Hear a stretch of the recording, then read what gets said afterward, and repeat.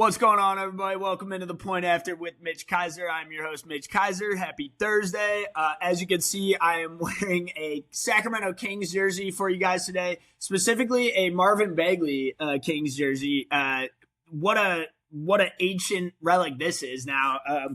Big Marvin Bagley fan way back in the day. Thought he was going to be good coming out of the draft. Maybe I should not share that on this draft take today that I thought Bagley was good, but no.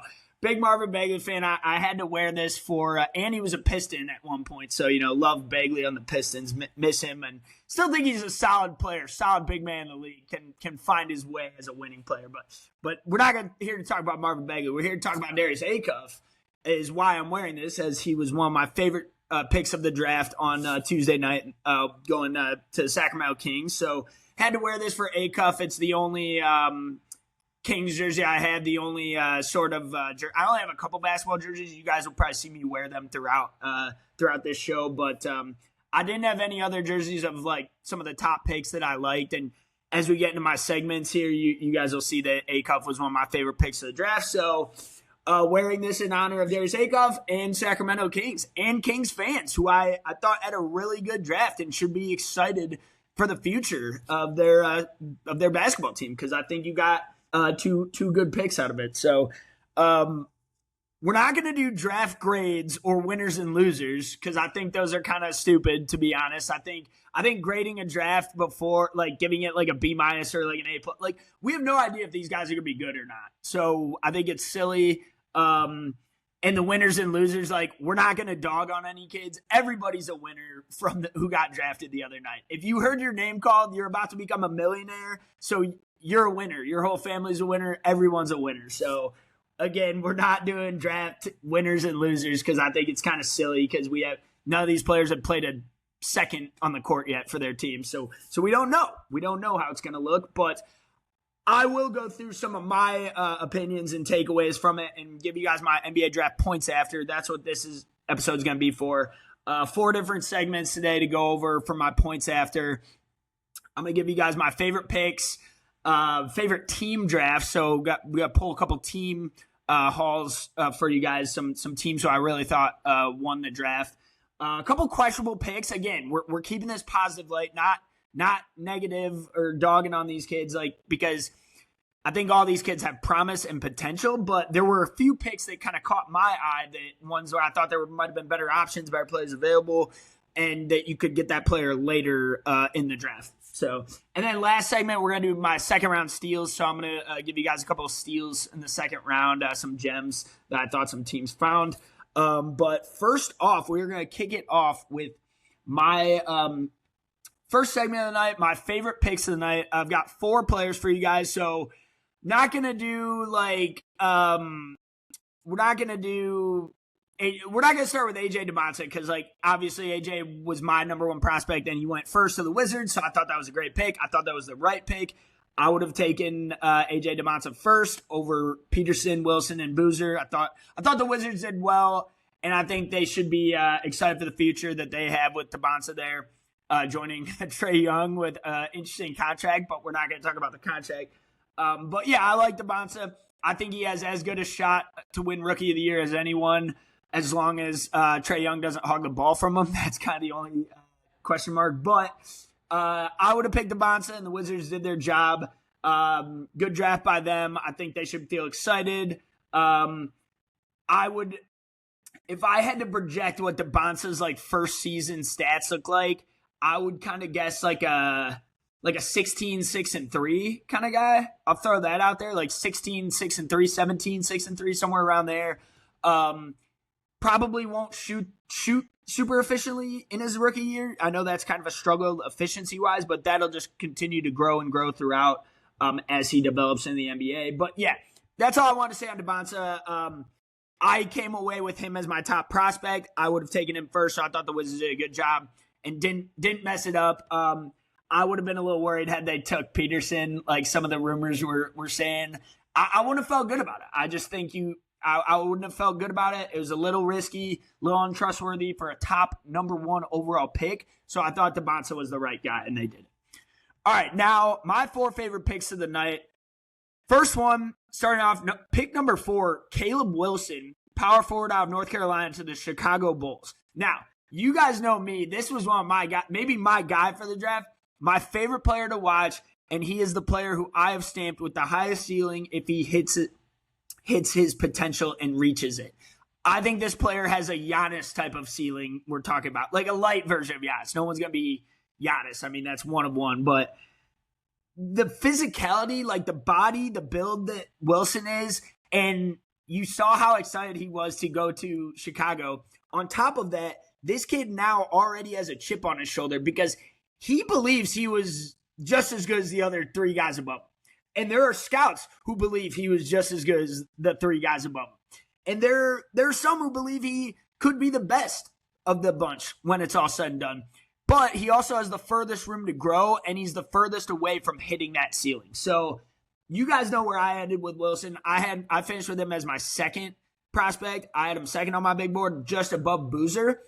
Boozer's going to be better player year one. Like, that's not a debate at all. Like, Boozer's going to have the better rookie season, but I do believe Wilson will develop and be the better pro long term in a few years from now. He has to grow into his body still. If you watch him play, he still is like clumsy out there, but if he grows into that body, we're talking like,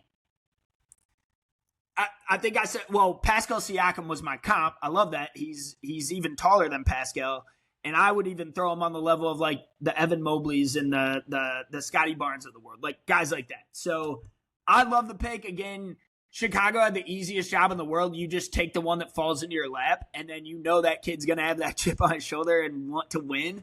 And everything you hear about Caleb Wilson is like best case scenario in terms of his personality, in terms of his heart, his work ethic. He's kind of like a jokester. If you follow him on social media, he's kind of funny. Like he posts a lot of golf videos, which I can always appreciate. But yeah, no, he's a character. He's got heart. He's got passion. He wants to win. He's already calling his shot that he's going to be the greatest ever. And, he was also calling out the North Carolina pipeline into Chicago. And he was pretty excited about that comparison. So I'm here for it. I'm rooting for him. The NBA is better when the Bulls are good. I've said that many times. The NBA is better when a historic franchise like the Chicago Bulls are good and relevant. I want them to be relevant again. I want this guy to turn around the Chicago Bulls, and I believe he's going to do it. I believe he's arguably the most talented player in the draft class, and you just got him at pick 4, my second overall player on my big board with the highest ceiling. That is undebatable to me if he reaches his ultimate potential. We're talking like 25 and 12 a game sort of numbers out of Caleb Wilson, and an absolute two-way superstar in terms of his defense and shot blocking ability. The Bulls could be a scary front line. Could have a scary front line next year with Buzelis, and depending on what they do at the center position. So I'm excited for Chicago. I think that's a decent foundation with Giddey, Buzelis, and Caleb Wilson.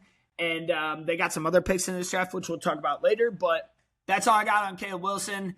Again, the Bulls had the easiest job in the world. You just took the one that fell, whether it was Boozer, whether it was Peterson, whether it was Zabatza. So, but it was Wilson. And I think Chicago should be licking their chops. I think they got the second best player in the draft at pick 4, and I think he could ultimately be the best pro when it's all said and done in 5 years. Well, not all said and done, but in 5 years from now, I think we could, in his prime, I think we could be looking at Caleb Wilson being the best of this crew. Moving on, my next favorite pick, and again, these aren't like, I'm not ranking these in order of which pick I liked most out of it compared to which one I liked least. Darius Acuff, pick 7 to the Sacramento Kings. I'm just doing it in draft order. I got 4 first-round picks for you guys that I liked, and then we'll get into my next segment. But Darius Acuff is the next guy I want to talk about. Went pick 7 to the Sacramento Kings. Point guard out of Arkansas, 6'3", dynamic, undersized point guard, but fast, 3-level scorer, leader, winning pedigree, brings the showmanship, like loves playing for the crowd. I mean, every game you watch this guy just light it up. And you see Damian Lillard out there. You see Kyrie Irving out there. Like, that's the prototype. That's the archetype that this guy projects as in the NBA. it's no secret that he wanted to go to Sacramento, and it's no secret that Sacramento desperately wanted Acuff. They've talked about that on Twitter for months now. Like that's been out in the open, public information that his Acuff's camp wanted him in Sacramento. Now, what I find interesting is I had Acuff above Mikael Brown Jr. in my rankings, my point guard rankings, and it was really close. Like, I don't want to dog this on Brown because I think Brown has taken a little bit too much heat for this being like flip-flop, because I would say most people in general, like most draft scouts, had Darius Acuff slightly above Mikael Brown on their big board. Not a knock on Brown at all. That's just splitting hairs. Two elite point guard prospects. Who knows which one's going to be better when it's all said and done? I definitely think people are going to follow their careers, and fans of these respective teams are going to keep a close eye on these two players. I think a lot of these guards we're going to keep a close eye on and follow which one is better. And it's part of my favorite things of the NBA is following these, the individual players' careers and seeing which ones pan out and doing redrafts 10 years later. It's fun. We love doing it. But what I'm getting at is, if the Brooklyn Nets knew the Kings wanted Acuff so bad and everyone just knew it out in the open, why didn't they force their hand to trade up for him?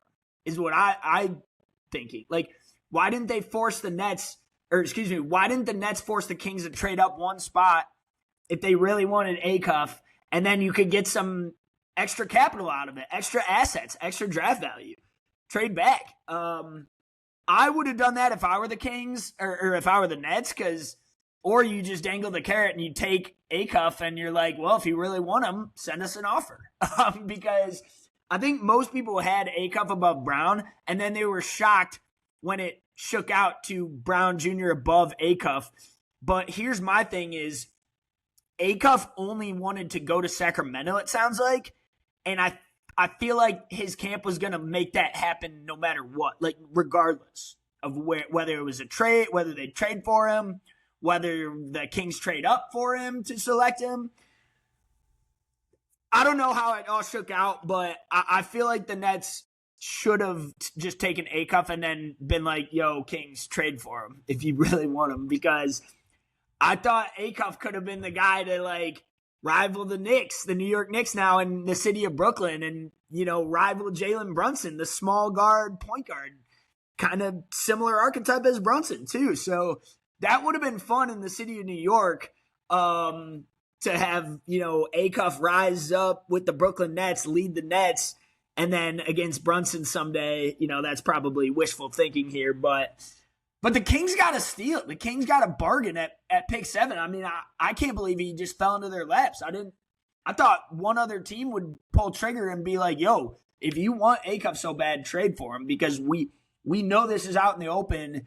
Everyone knows the Kings wanted Acuff, so it's like you could have traded back and got some extra assets out of it. But you never know how these transactions all go down. Again, I'm not going to act like I'm in the war room with these scouts and with these guys, but Kings should be thrilled, should be absolutely thrilled about adding Acuff, getting him to fall in their lap. He is their guy.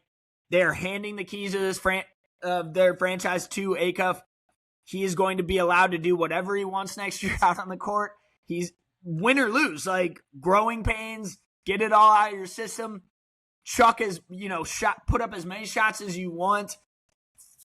I don't care how many times you turn the ball over, Darius. Like, you're going to learn and grow from those mistakes next year, because that's what Sacramento needs. They need a guy to lead them out of the mud, lead them back to the promised land that Fox almost led them to a couple years ago when they lit the beam as the 3 seed. He can absolutely do it. I believe in this kid. I had him as my 4th prospect. 4th on my big board, and he goes 7th. That's tremendous value. Tremendous value after a team in Brooklyn who needed a point guard. Again, I like Brown Jr. I think Brown is going to be good for Brooklyn. This is not a knock on Brown, because I had him right below Acuff in my point guard ranking. So it is what it is.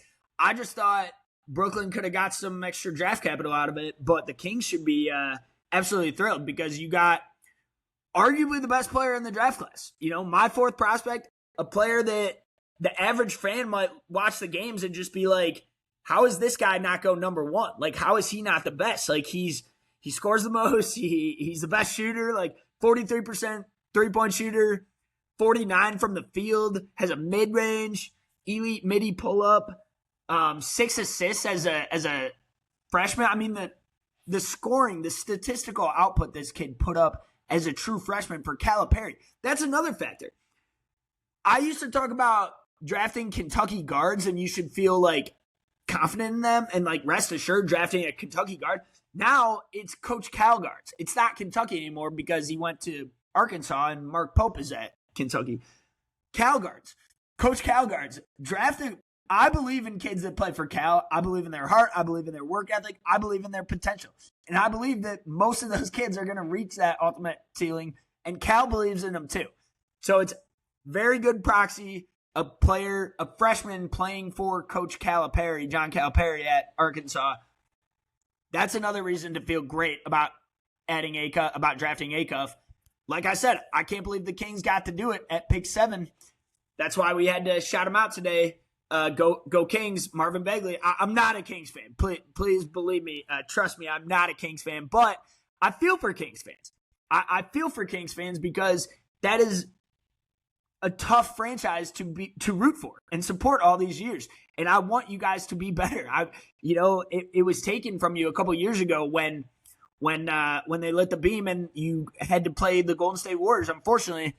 And then the GM kind of tanked the team, but you're back. Now you got Acuff, the new era. You added Karaban. You added Alex Karaban, another player I wanted to shout out really quick in pick 28. Like, that's a fantastic pick of a player who brings winning pedigree from UConn, played in 3 national championships, won 2 of them. Karaban's going to help that team right away. Like, he might crack the starting lineup.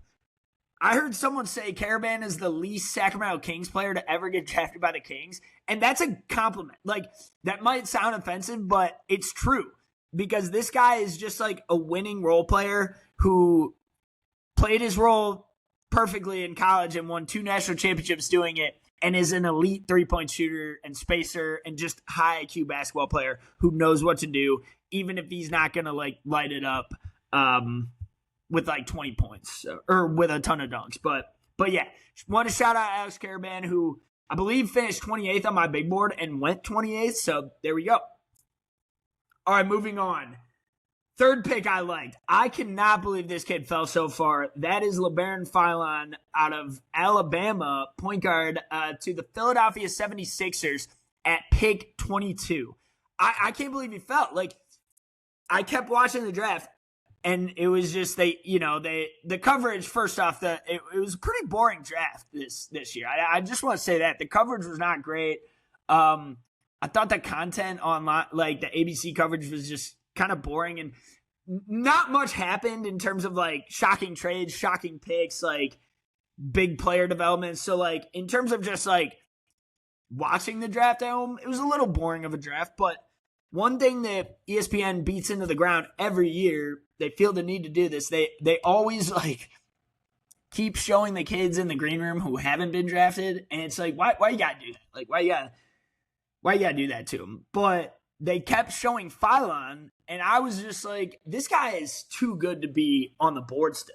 I wanted my Pistons to take him, and they didn't. Of course, why would they do what I wanted? But and he went right after where their pick was originally at pick 21. So perfect pick for Philly. I know they have two elite dynamic guards that they're building around already. I'm not worried about it. You need depth. You need a backup point guard.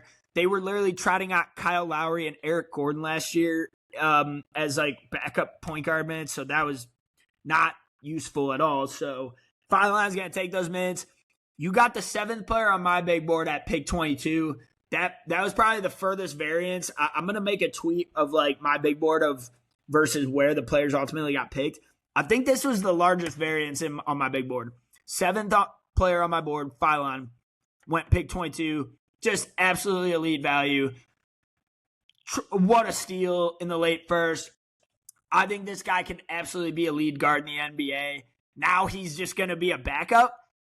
for Edgecombe and Maxey, but that's fine. That's okay. It's again, some not all these guys are going to start year one anyway, and Phylon probably wasn't regardless, but now he can take his time to develop and grow into a role and really learn the ropes from guys like Maxey and Edgecombe. And I think this could be best case scenario for him. I think the talent is through the roof with this kid. Like, I'm still shocked he fell. You don't accidentally average 22, 3, and 5 on 50% shooting and 40% from deep unless you're legit. I mean, that's like in the SEC.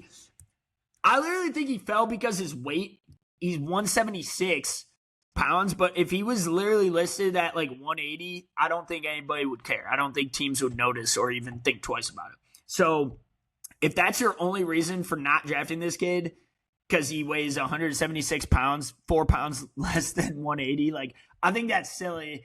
And that to me is like a Ruben Bain thing, the arm length, the arm size or whatever, when we were talking about edge rushers in the NFL draft. Like, I always find that so funny. Like, we watch these players all year in both sports, like basketball, football. We watch these players do all these amazing things. Like Phylon, we just saw him have an incredible season in the SEC on Alabama. And now we get to the draft and we're like, oh, sorry, arms are too low or arms are too small, weight's too low, can't do it, can't draft him.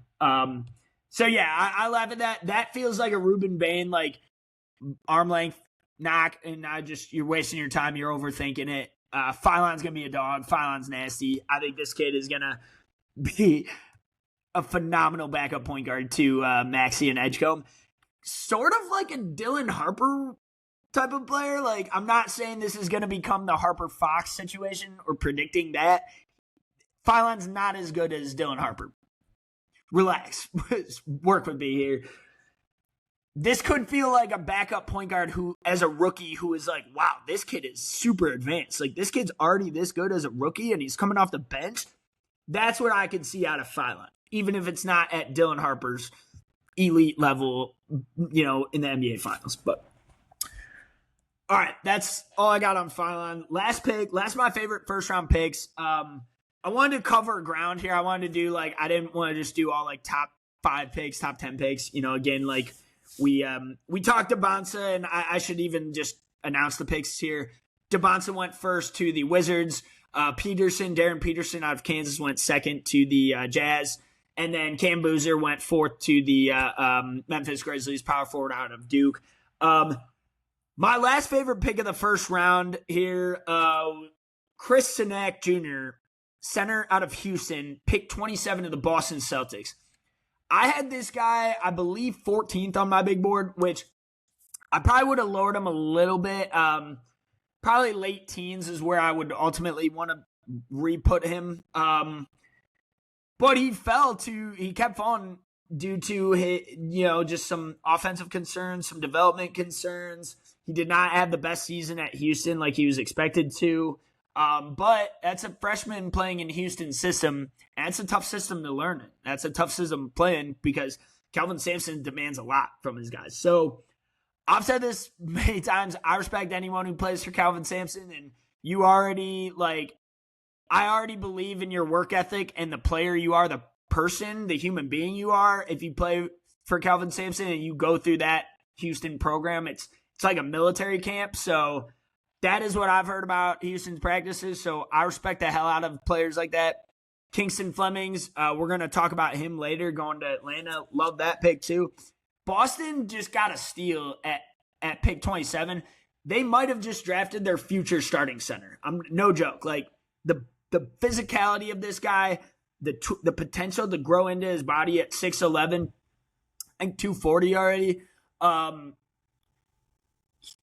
Crazy long wingspan. I believe like a 7'5" wingspan. Was not a good shot blocker in college. However, he has good shot blocking tools that it is projected like he will be a good rim protector. And even if he's not blocking shots, he's altering shots out there. So I think that's a big factor for Sinek as well. And he just went to the perfect developmental system now. I mean, look what the Celtics turned Hugo Gonzalez into last year at pick 28. Sinek, I don't think he's going to play right away. I think they're going to, bring Keita back. I think Keita will probably start again, but I could see Sinek redshirting as a rookie and then really growing into a role. And I just believe in the Celtics player development. There's another player they drafted that we're going to talk about in my second round steals segment. But if you get drafted by Boston, you're already going into an amazing situation in a historic franchise who is known to develop players better than anyone and help them reach their ceiling. So, like, one, that's already just a great start. And then two, you're coming from Houston's program where you already were instilled with all these good values and lessons from on the basketball court from a head coach like Kelvin Sampson. I think that's a recipe for extreme success, in my opinion. And I think Sinek can develop properly in the Boston system and be really good in a couple years. Like, this guy just averaged 9 and 8. I could see him like putting that up in NBA in like a year or two, and then really being like a 14 and 11 guy, like a double guy who can block a shot or two and even space the floor. Though I think there's some 3-point shooting in his game. He shot 33% on, I believe, 2 attempts last year, and hit 33s in the season. So 3-point shot could be real. It looks fluid. It looks decent. So I could see him being a floor spacer for the Celtics someday, which they love to run 5 out. They love the Kristaps Porzingis, Al Horford big man who can space the floor, shoot threes. So if Sinek can develop any sort of outside shot, even better. But like I said, combining Boston's developmental program with a player out of Houston, that's a recipe for success, and I think he's gonna be really good. I don't think Sinek will bust. I think he was in my developmental project tier at pick 14. I'm very confident he will develop properly now with the Celtics. If he went to the Wizards or the Nets, probably not. Like, I hate to put the team to the player because players can still develop themselves, but I just trust Boston to develop this kid so much more than I would any other franchise. So that's where I'm at. All right, moving on. Next segment here. Favorite team drafts. So let me give you my 4 favorite team hauls from the draft, both including, first, second round picks, whatever. This is not in order of who I think won the draft. I'm not ranking these teams 1 through 4. I'm just giving you my 4 favorite drafts. It's in alphabetical order here. So, number 1, I thought the Atlanta Hawks had a killer draft. They drafted 3 players who were on my top 30 big board, and they got one of them really late in the second round in Henry Vasar out of North Carolina. I forget which exact pick. I think it was late 40s that they end up trading for him. And I want to say Windhorst made a segment about this real quick. We'll dive into their full draft in a second. But Brian Windhorst had a segment on this on the draft last night that he was talking about why Vasar kept slipping. Vasar kept slipping apparently because teams were calling him and asking if he would take a G League contract, and apparently he was saying no to that. So he did not want to do a G League contract.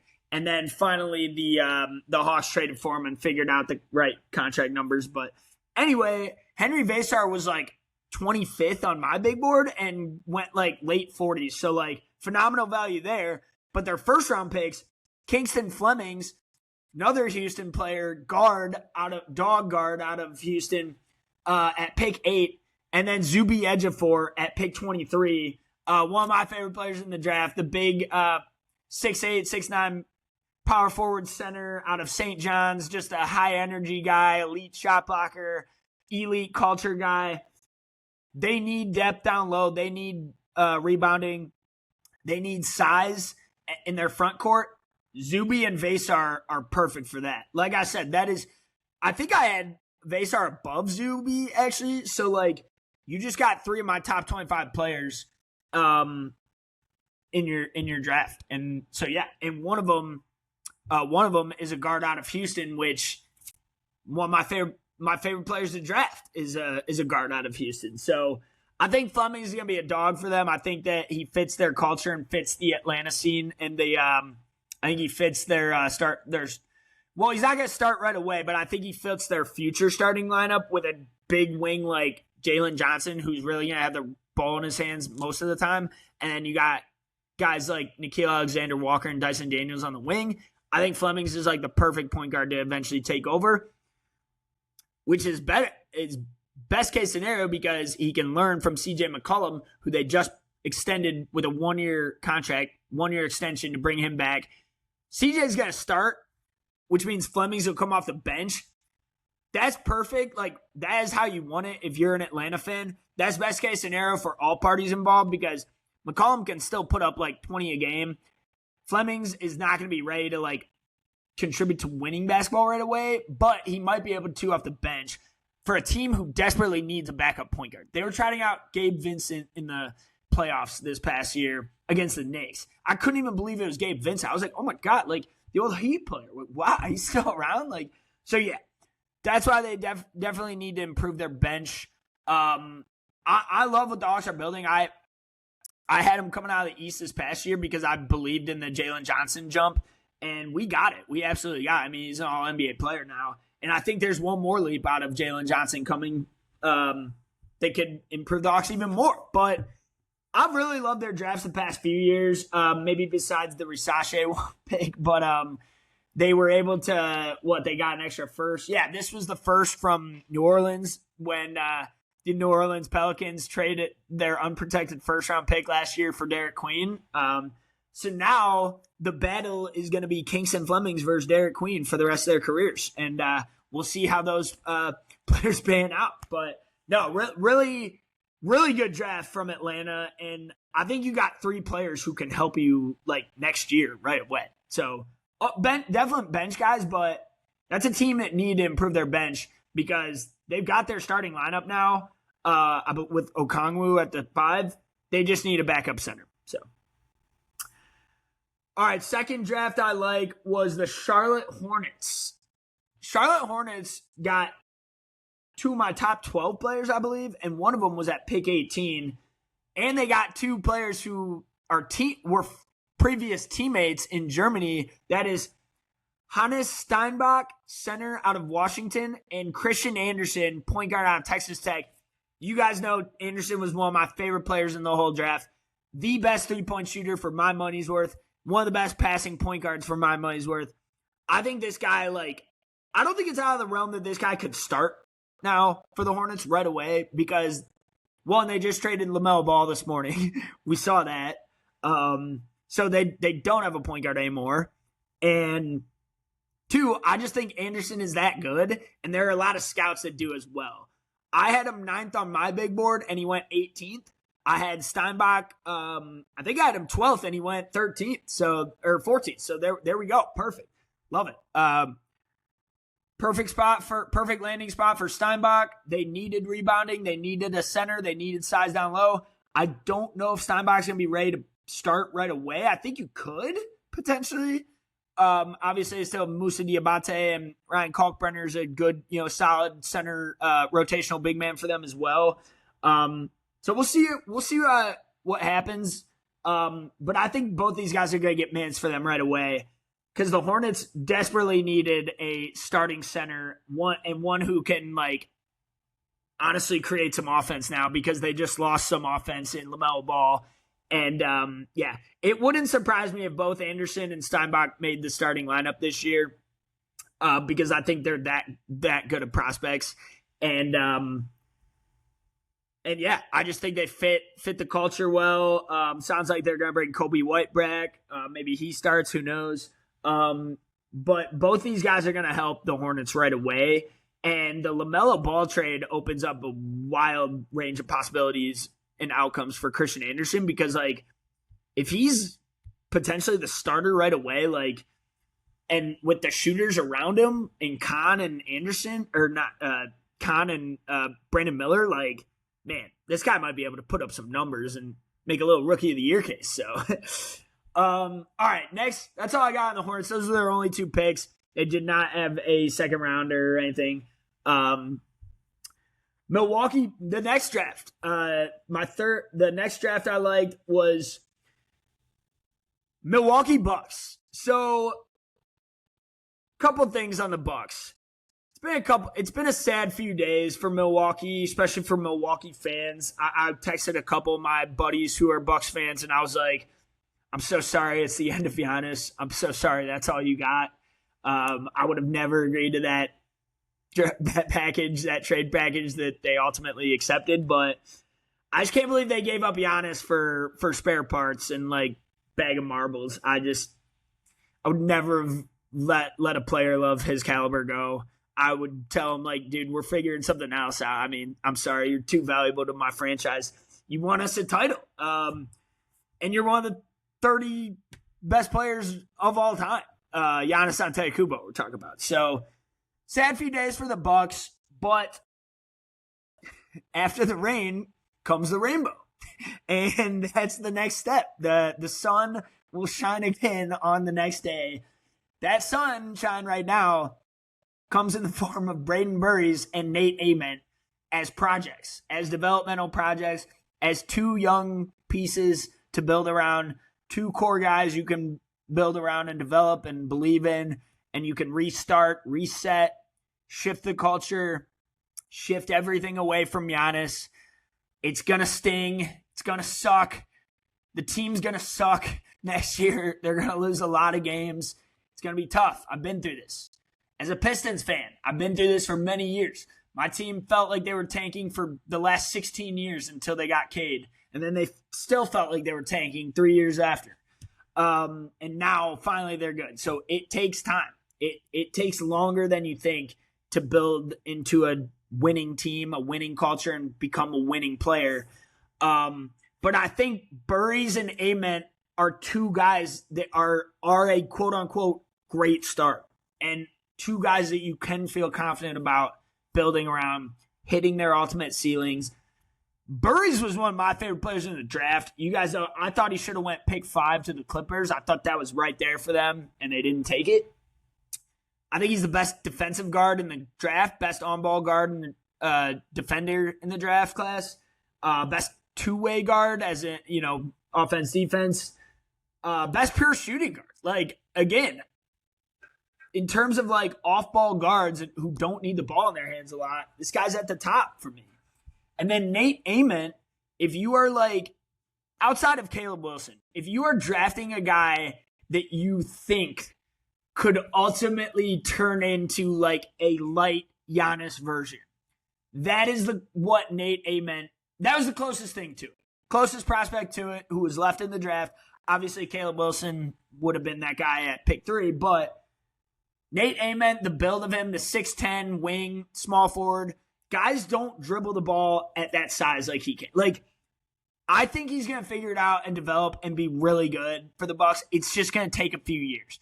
He's probably going to be really bad next year. He's probably not going to he will play a lot because they have no one else and they're rebuilding, but he's going to make a lot of mistakes. He's going to mess up a lot. He's going to turn the ball over a lot. He's going to miss a lot of shots. He's probably going to shoot low 40% for his first year.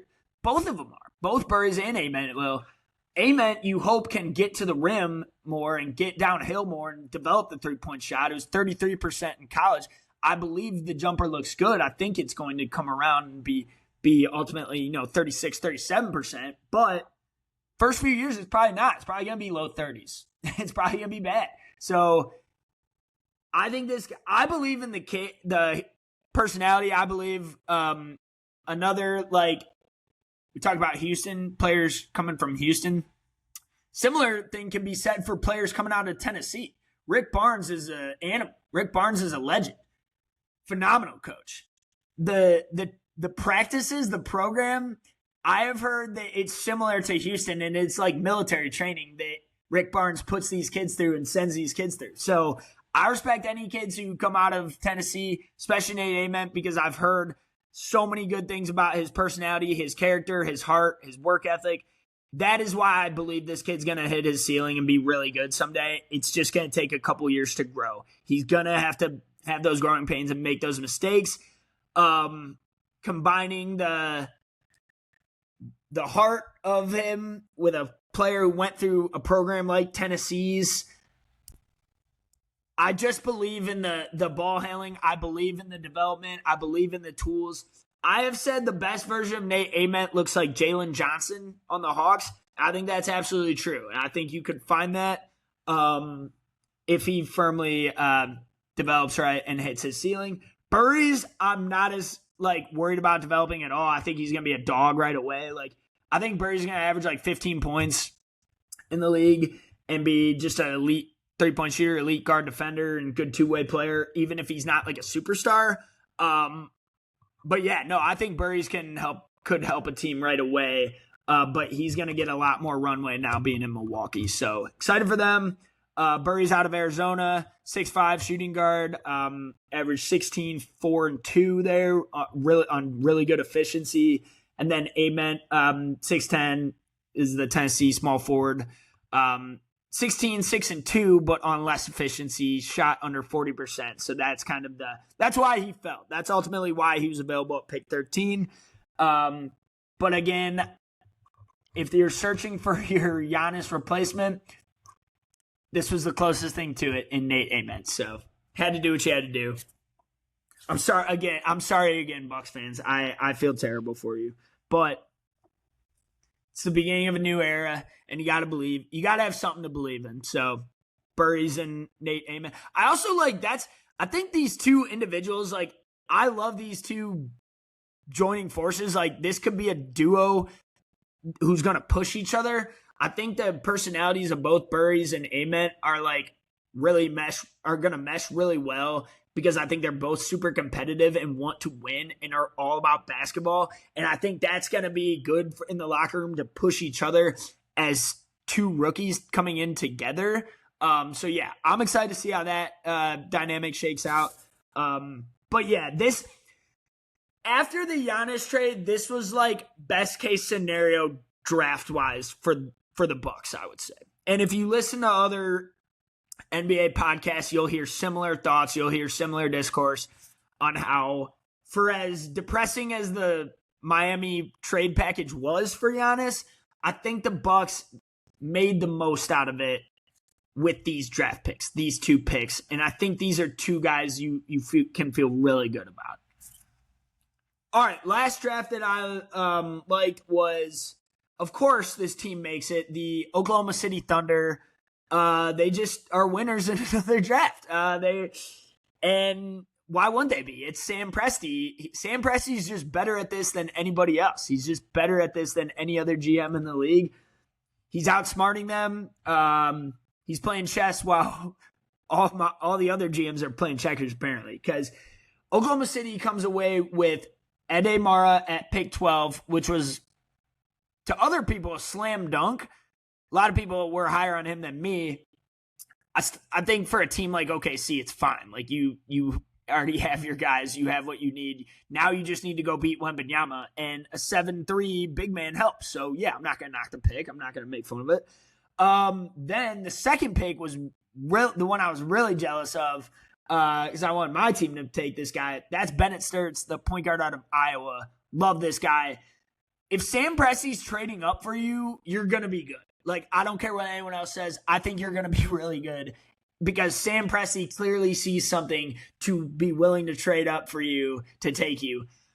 I think Sturts and SGA are going to be on the court together, in playoff moments in the future. And I feel like we're totally going to be watching playoff series with Bennett Sturts just playing a Caruso role. Obviously, he's not the defender that Caruso is, but I'm just talking that type of guard for OKC, the veteran, savvy, smart point guard, high IQ player.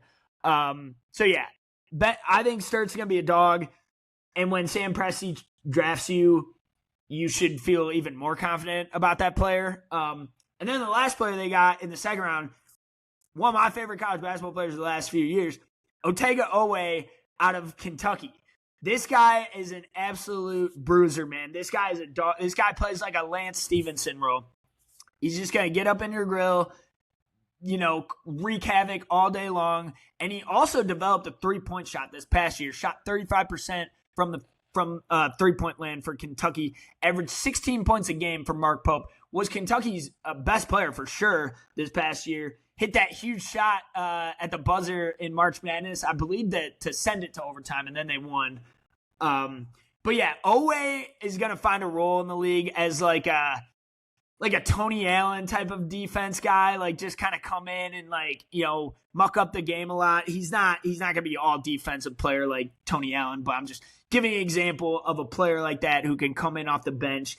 But yeah, no, Ademara, Bennett Sturts, and Otega Owe, that's a haul for me. I mean, that's a phenomenal draft haul in my opinion. So I think those are three players that can play like next year right away.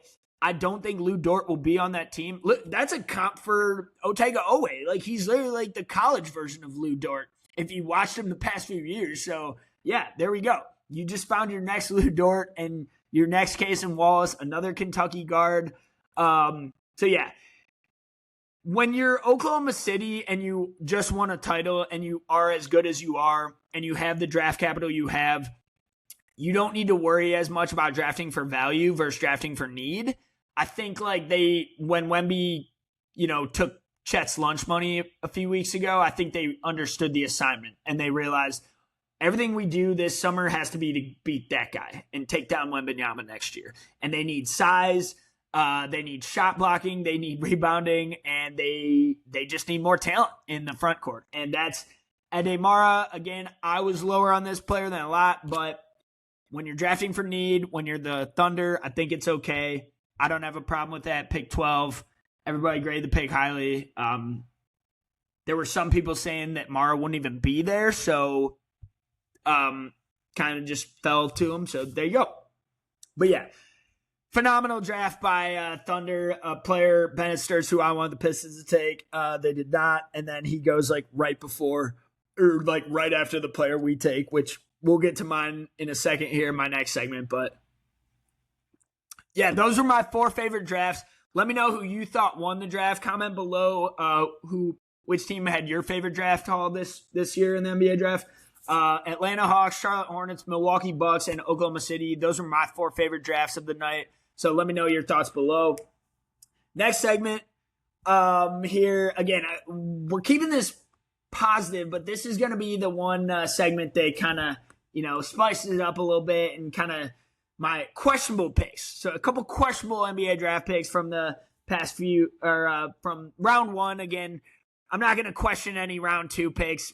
What the hell do I know if these teams are doing these, doing their homework, and who am I to say these second round picks are bad picks? So it's and who am I to say these first round picks are bad picks? That's not it at all. This is my unsolicited just thoughts on these players and kind of where I would have looked elsewhere. First questionable pick to me, and this was a popular pick amongst a lot of people. This is probably not going to take any heat in the media other than me right now. But yeah, so who am I to make fun of this pick? But Keaton Wagler, 5th overall shooting guard out of Illinois to the Los Angeles Clippers. I thought there were better picks on the board for Los Angeles, and I thought there were better players available. But I understand that this guy has a higher ceiling than a lot of the players that were there. It felt like Twitter and a lot of podcasters just told them to take Wagler and locked in. And the past few months, I was like, why do they have to take Wagler? Everyone was just at 5, you just got to go Wagler. Because he's a tall guard that can play next to Garland. I think there are better options. I think Braden Burries is a tall guard who can play next to Garland. I thought Mikael Brown, even though he's a point guard, I thought he can play a little off ball. If you're talking about didn't want to worry about the size of Acuff. I just felt like this pick was too much with Darius Garland in mind. And I think that's when you hamstring yourself as a franchise and you hamstring yourself as a team, and you kind of you end up drafting for need at pick 5, and that's never the right process in my opinion. Draft is always for value. Free agency is for need. And I just thought they made this pick too much with Garland on top of mine. And it's this pick should not be for Garland. about this pick should not be about Darius Garland at all. I know he's the point guard you just traded for, but his contract's not like the worst thing in the world. Like if you want to look to move off that, and this isn't a Darius Garland like autopsy. Like I like Garland. I think Garland's one of the last of the dying breed of true point guards. And I think he can absolutely be a lead guard on a winning playoff team in this league. He has been. He's proven it already. He did it on a 1 seed last year for the Cavs. He just doesn't show up in the playoffs. He never plays in the playoffs. So that's Garland's issue. But Garland's a really good player. I just thought at pick 5 overall, like with Acuff there, with Brown there, like I just felt like they locked in themselves to Wagler. And I don't know if that was the smart thing. I think because the defensive concerns are real. The athleticism concerns are real. The playmaking concerns are a little bit real in terms of like playing off ball next to Darius Garland and like having to account for his deficiencies. I don't think Wagler is the best guard to pair next to Garland. So that's why I just was a little confused by the pick. But yeah. I'm a little lower on Wagler than the consensus. I had him as my 10th prospect on my big board. I think he's absolutely a top 10 talent, top 10 player. And I kind of figured he was going to go in the top 5. I just thought there were better players on the board for the Clippers in terms of what they could build. Because I do think they want to win games next year and be good if Kawhi Leonard is on the team. Like it doesn't sound like they're going through a rebuild. And so yeah. And then the other thing on Wagler is this guy was not a high recruit. If you go back on like 247 recruiting and like you look at like high draft picks and like hitting on them, like there's good correlation. I'm not just knocking this. I'm not saying Wagler can't make it and be good and be successful, be a really good NBA player. I'm just saying there's a caveat of like lower recruits. Like this guy came out of nowhere, was not a top 100 recruit on 247 or ESPN, and now he just goes 5th overall in the NBA draft. Like the NBA draft, number 5 overall. Like I question it a little bit. I'm a little worried about how that pick's going to look. And I might look like an idiot in a few years. I mean, Wagler could take over, and I mean, he could be an all-star guard. Austin Reeves was my comp. So, like, he could develop into what Austin Reeves is in the other LA team. So, we'll see. I would have looked elsewhere. I would have gone Braden Burries personally, but that's just me. I don't think the Clippers care what I would do, but there you go. So, all right. Next questionable pick, Dallin Swain, small forward out of Texas, going 15th overall to the Chicago Bulls. This was the 30th player on my big board. I thought he was a first rounder, but just back into the first round, I did not see him going this high at all. I think a lot of people were shocked. I think this was the first shock of the draft. Like I said, nobody else is surprised by Wagler but me. Nobody else knocks that pick but me. Every draft grade I've seen for the Wagler pick is like an A+. So like maybe don't listen to me at all. Who knows? But I'm just giving you my opinion and my thoughts, unbiased thoughts of what I thought watching Wagler. I just don't see it with him. I don't think he's worth a top 5 pick, and I think they might regret that in a couple years. But enough on Wagler. Back to Swain. Yeah, this one was probably the first surprise of the night, like in terms of watching Adam Silver call the names and whatever. The jump shot's not there, but the body and the physicality clearly is. And like he kind of kept rising up draft boards, and so teams are seeing something with him. I'm a little worried about the jump shot, and especially going to a team like the Chicago Bulls. Like this kind of screams major Patrick Williams vibes to me, like P. Will 2.0. So we don't want that. We definitely don't want another Patrick Williams situation. But if the jump shot doesn't come around, or if he's not efficient enough as a scorer, any offensive threat, that's what you're looking at. That's the type of wing, 6'8", 6'7", small forward, power forward wing you're looking at. Because his body is like literally the size of Patrick Williams, like in terms of just building a wing in a lab. Like that's how he looks right now. So I don't want to throw that comp on him, but I'm a little worried. I'm a little worried in that infrastructure, I'll say, I guess. But they just got a new GM. It's a new culture in Chicago. You're bringing in Caleb Wilson, so maybe these guys can grow together. I think that helps. That can certainly help. Swain's going to, come off the bench. I don't think he's going to play a ton right away. But if this guy develops, he could be the steal of the draft. I said his ultimate ceiling is OG Anunoby, and what that ultimately looks like. If he develops, he could look like that in a couple years. So, and then I could be eating these words. So we'll never know. All right, number 3. Of course, I had to get to the Pistons draft pick. As a Detroit Pistons fans, you guys have probably learned that I'm just gonna just end up disagreeing with everything the team does. But then if they end up winning, I'll be happy and being like, oh yeah, it was a great idea. You was the right pick all along. But I just did not love the pick they made Tuesday night. I liked their second round pick last night, Ugonna Onyeso, the center out of Virginia. I really like that pick. I didn't love the trade up for Ibuka Okori out of Stanford, a small 6'1" combo guard. I don't love trading up for undersized guards who are 19 years old. Like, he was one of the youngest players in the draft, which is fine. That's a good thing. That's a positive that he can, has plenty of time to grow and develop still. But we're not the team we were 3 years ago. We're a 60-win team. I'm talking this like it's me, like I'm on the team as I wear a Kings jersey. The Pistons are not a 14-win team anymore. Like, it is time to push the chips in. It is time to get ready now, win now players who can help us in the playoffs next year. Like, let's go. It is time. I don't think this kid's going to help us or be ready to play next year. So, and he's 6'1", and you already have Marcus Sasser on the team, which my comp for this kid was Marcus Sasser. He's way more talented, has a way higher ceiling, way better projection, but that's the stylistic archetype that he is right now, and he probably would be worse than Sasser in year 1 next year. So, like, if we're trying to win and get past the second round where we just lost to the Cavs, I don't think this player is going to be ready to help us right away. And there were other players on the board that could have, like Bennett Sturts or Phylon, who was sitting there, my guy. Sturts is 23 years old. I know you're going to look at the ceiling versus the floor, the projection, the development, but my point that I'm making is it is time for the Pistons to get players to help them win now. It is time to prioritize win now, ready now players, not development.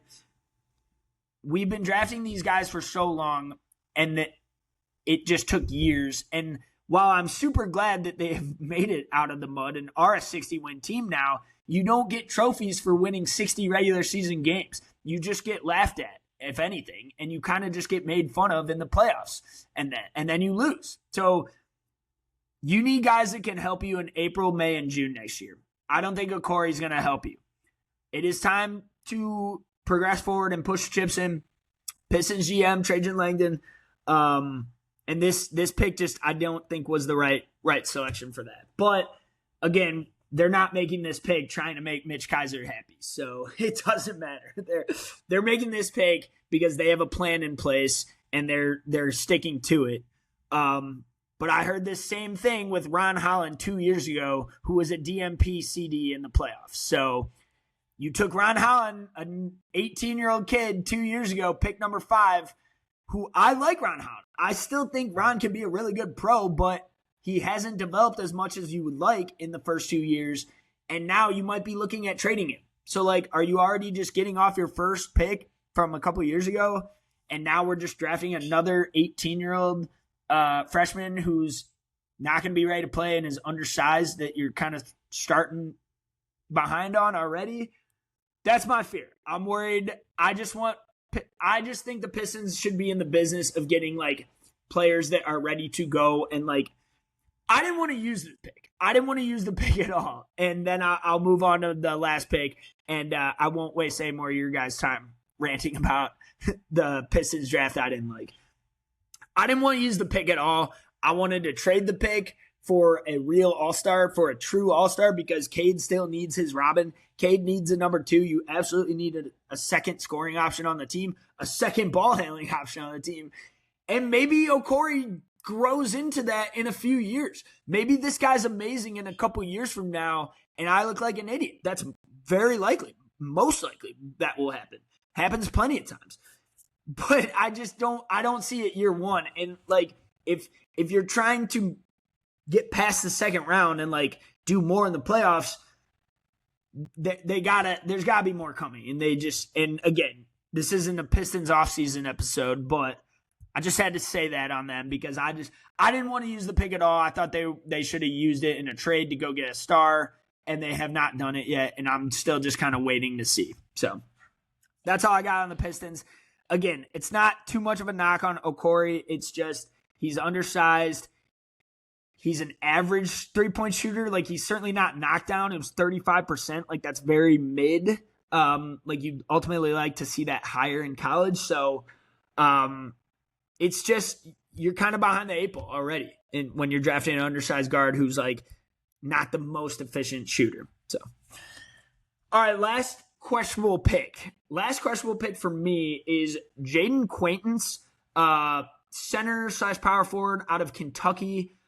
Pick 20 to the San Antonio Spurs. So this was right before the original Pistons pick at 21, but every pick gets traded, which that's another disaster on draft night is that the hats, the announcing the trades, and then this kid is like thinks he's going to Milwaukee, and then no, you're actually going to Charlotte or you're actually going to Portland. Like, I feel bad for the kids like wearing the hat and then they're like get told on television like live that they're going to a different team. It's like it's always just weird. Like, they got to figure that out. They got to speed up the trade process or whatever.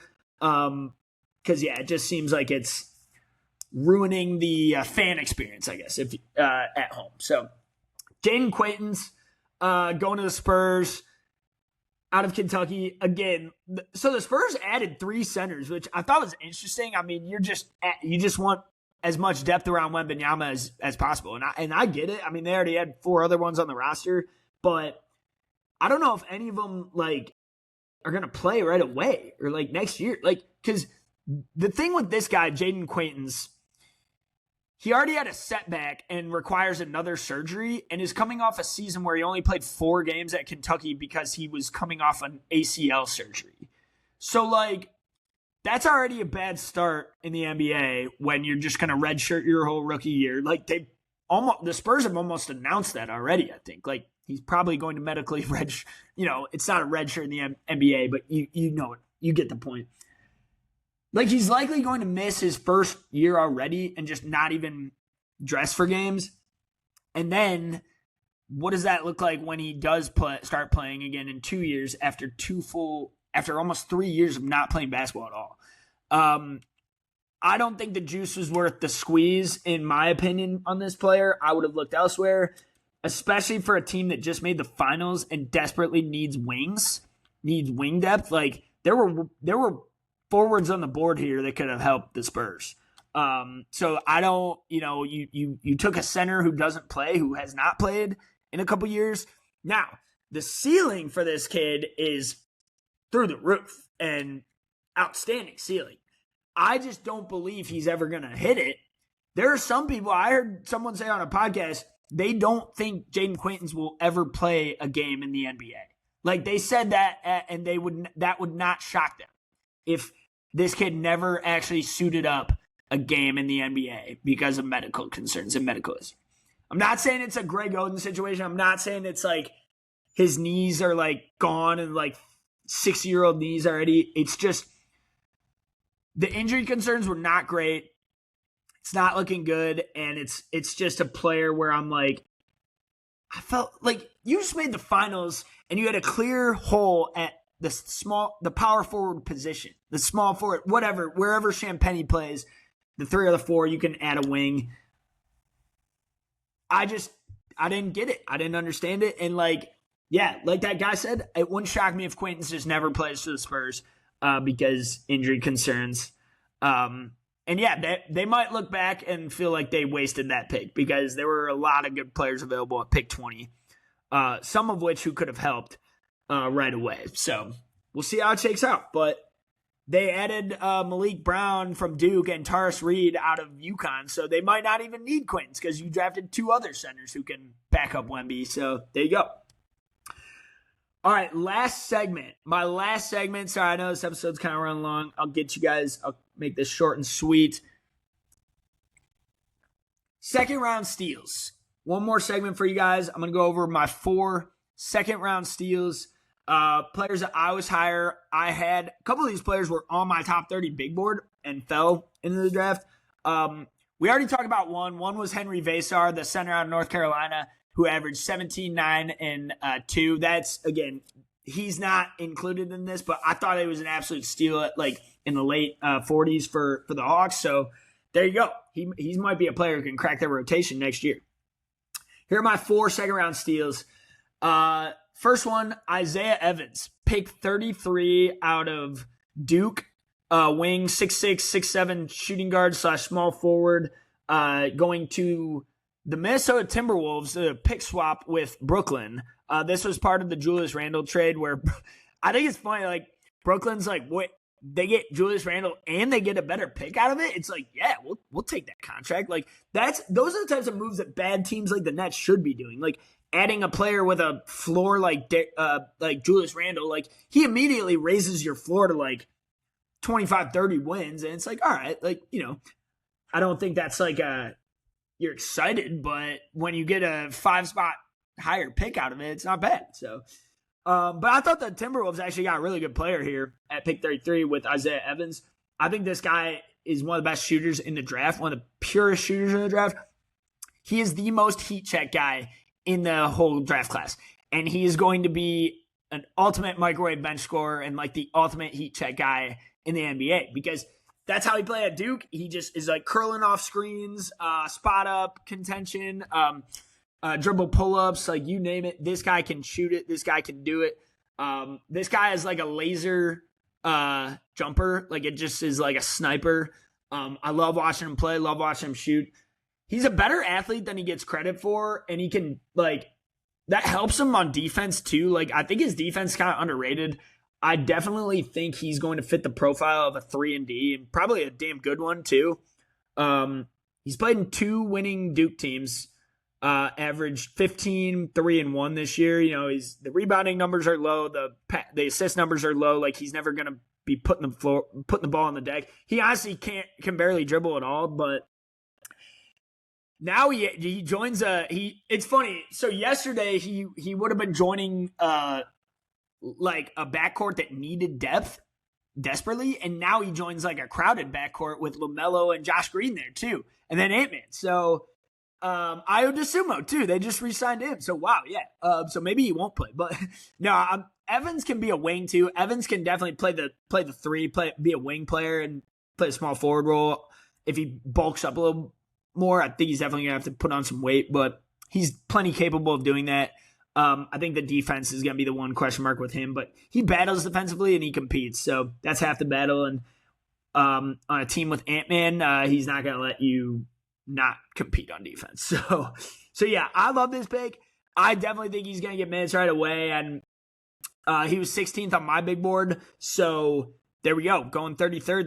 That's tremendous value there, late in this or in the early second. Next player, who was just a spot below, I believe this player was right below Isaiah Evans on my big board at 17th or whatever. That is Malik Thomas, the shooting guard out of Arkansas, going to the Cleveland Cavaliers at pick 34. Of course, the Cavs add a player that I really liked. Of course, my arch nemesis adds a player that I would have preferred the Pistons to take over the guy we took. And now this guy's just going to light up my team for the next 10 years, probably, like Max Strus and Sam Merrill did in Game 7. Yeah, of course I have it. So, again, like I said, I had this guy as a top 20 player on my draft board.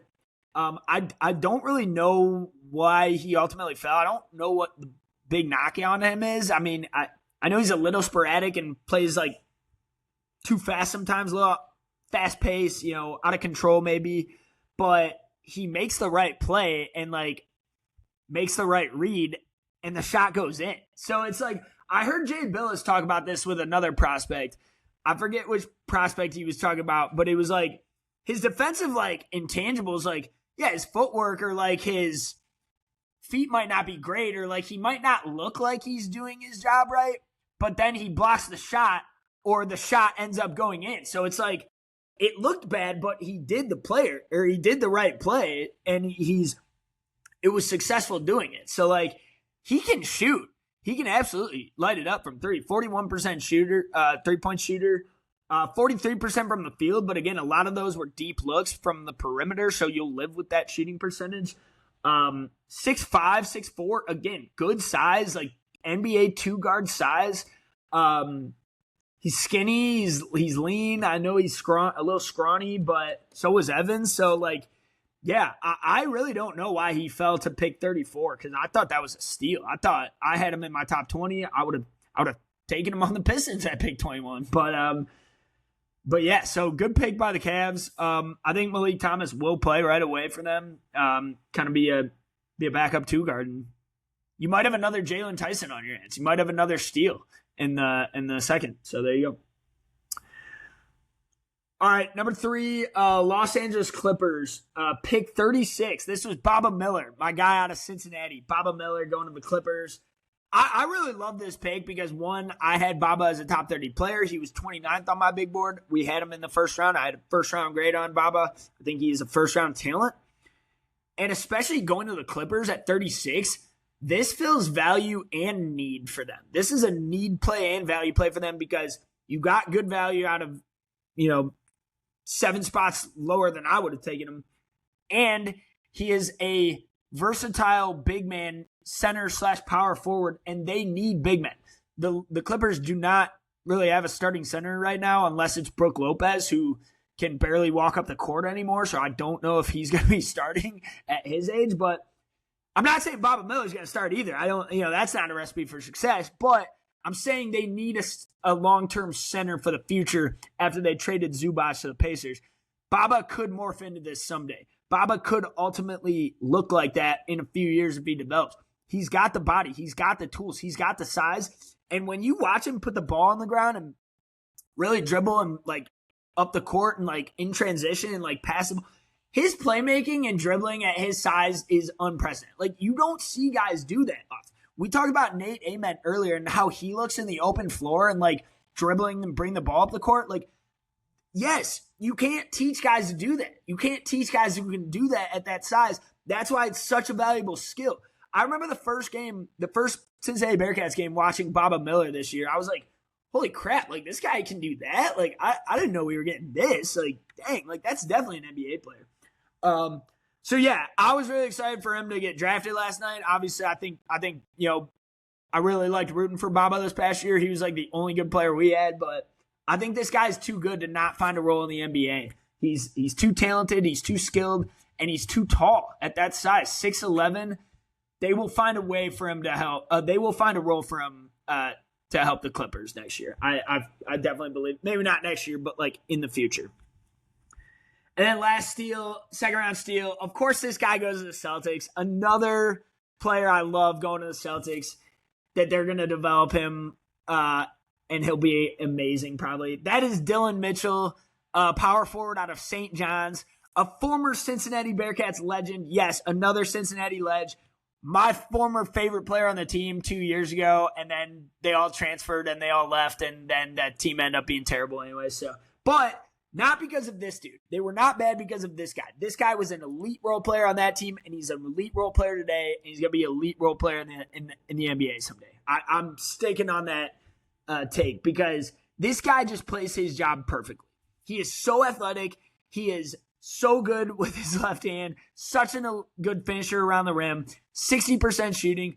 I know he never averaged more than 9 points a game, 9, 7, and 3. But the intangibles he brings, the defense he brings, the athleticism, the dribbling, the passing, like, go watch this guy play.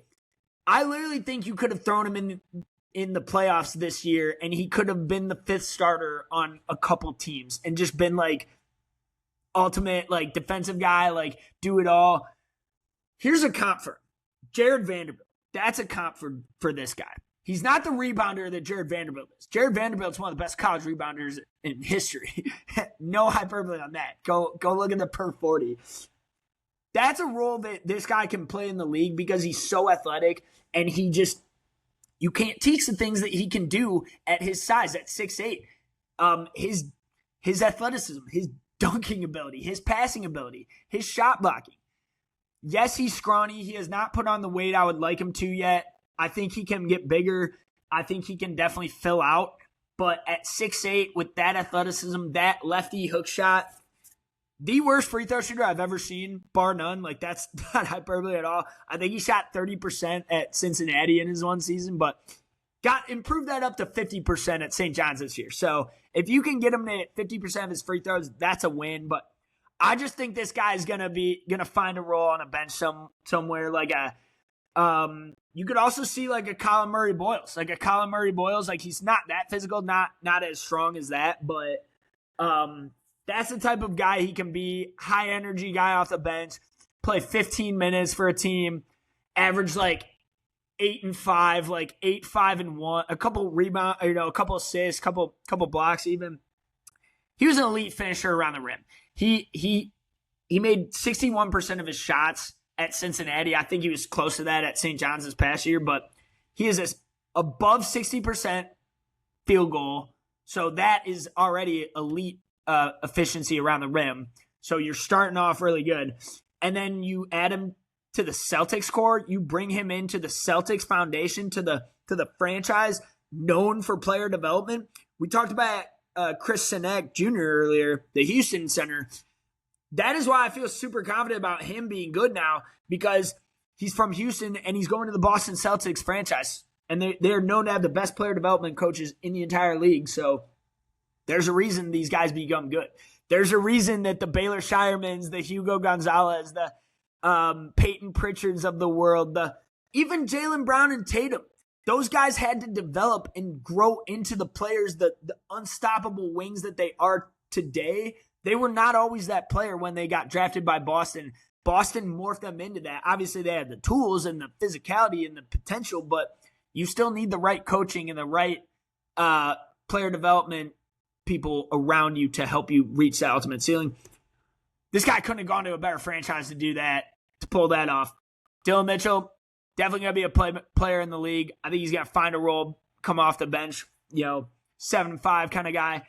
It won't shock me at all if I'm watching the playoffs next year with Tatum and Brown, if they're on the same team. And like Dylan Mitchell is like the fifth starter, like out there, like playing small ball center. He might get eaten alive, and he's a little skinny for that, but it wouldn't shock me at all if he's playing big playoff minutes with Tatum and Brown down the stretch, because this guy is that smart of a player. He is that high of an IQ on the court. He is a high level processor, fast passer, quick decision maker, does not make mistakes, does not mess up. Like he was not the reason Cincinnati was terrible in basketball 2 years ago. He played his role perfectly, and he was my favorite player in the process. Ask any Cincinnati fan, they won't say a bad thing about Dylan Mitchell, because he was not the reason the team stunk. It was everyone else around him. I'm a firm believer that if you put this guy around 4 other good players, he's going to play his role. He's going to hold his own and be really good, do a really good job at it. That's because he's that level of athlete. He's that smart of a basketball player. So, all right, that is it. That is all I got for you guys today. I know I went longer than I thought. That is my NBA draft points after. Hope you enjoyed it. Again, make sure you like, comment, subscribe to the Point After with Mitch Kaiser below. Let me know what you thought of this draft. Give me some of your guys' second round steals, any picks you thought were great. Let me know your favorite picks below and least favorite picks, any picks you didn't like. Thanks for tuning in to the Point After with Mitch Kaiser. That's all I got this week.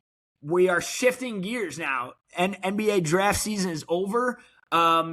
Stay tuned for the next episode next week. Next plan, we may do a 2027 NBA mock draft. We may look at that mock draft before turning the calendar over. But yeah, that's all I got for you guys today. Have a great rest of your night.